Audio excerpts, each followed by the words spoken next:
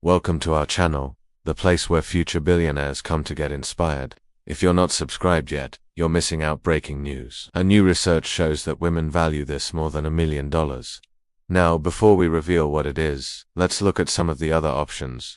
Obviously, money is a big one. We all need it to survive, but is that all there is to life?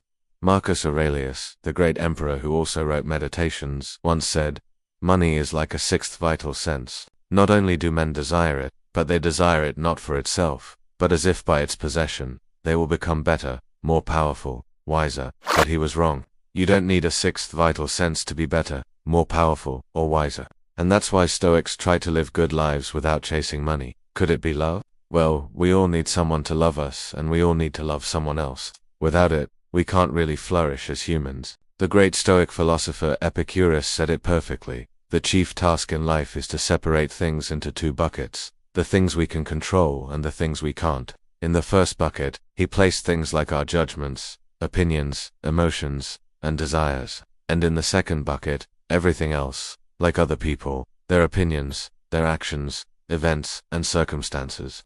So while you need love, the love isn't in your control bucket. So you cannot really count on it. So could it be health? We all want to be healthy and we all fear getting sick. Marcus Aurelius wrote about how Antoninus, the emperor before him, would visit the gladiators and ask them what they do to be so strong. They would reply, "I take great care of my body." He learned from the strongest men of his time that being strong meant taking care of your body. That's why Stoics are obsessed with health. But health is fickle. It changes day by day and sometimes even hour by hour. You may wake up feeling great and end the day in pain. You can't really count on it. What about virtue then? That's something you should never compromise on.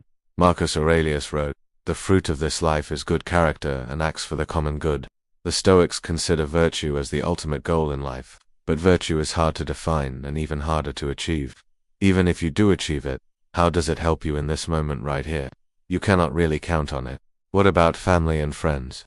We all love spending time with people that we love, laughing with them, learning from them, and simply enjoying their company. But like everything else, family and friends are temporary.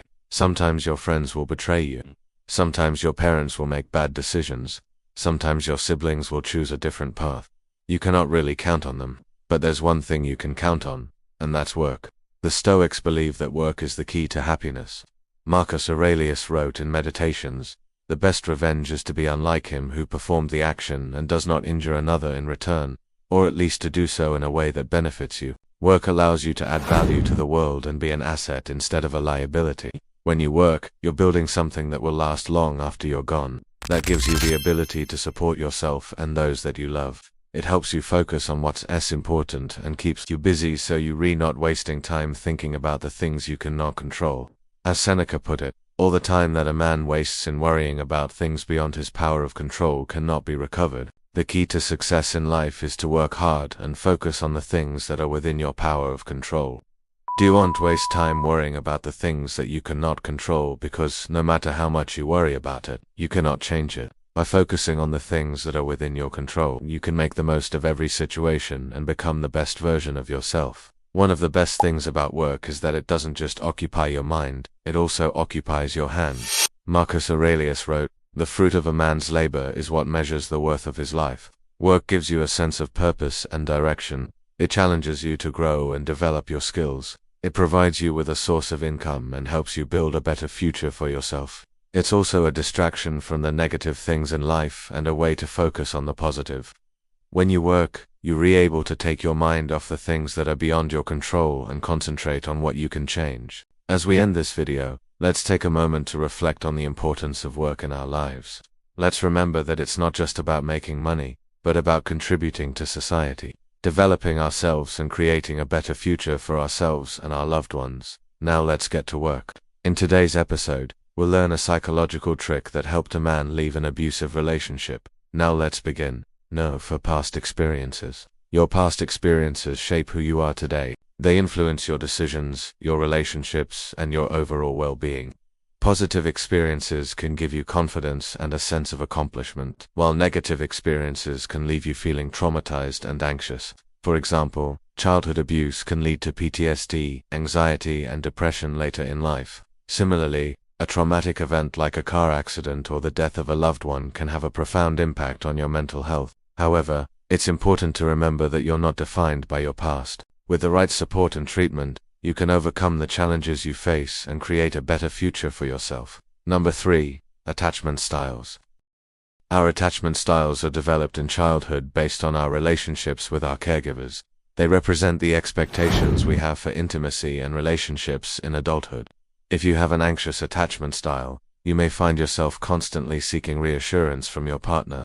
You might feel clingy and needy because you have a strong fear of abandonment or rejection. On the other hand, if you have an avoidant attachment style, you may find it difficult to trust and get close to others. You might push people away to protect yourself from getting hurt, and prefer to be independent and self-reliant. No two personality traits. Our personality traits are the characteristics that make us unique and define how we think, feel, and behave.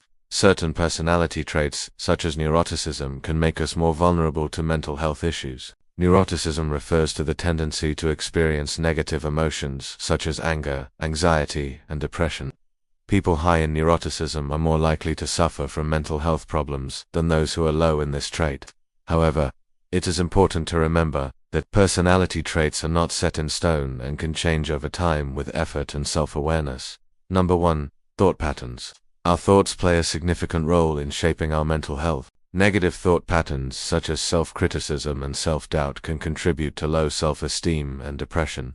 Cognitive distortions can also affect our perception of reality and lead to maladaptive behaviors. For example, if you have a tendency to catastrophize, you may imagine the worst-case scenario and feel overwhelmed with anxiety.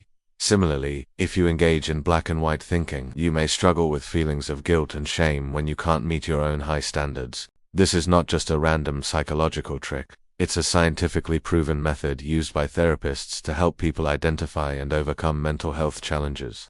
By understanding the factors that contribute to these issues, you can take steps to improve your mental health and overall well-being. Remember that you're not alone and help is available. Seeking professional help is a sign of strength, not weakness. With the right support and treatment, you can overcome these challenges and create a better future for yourself. If you've made it this far, comment below with the word Stoic and I'll personally reply to your comment. Also, don't forget to subscribe for more videos like this one. Thanks for watching and we'll see you in the next video.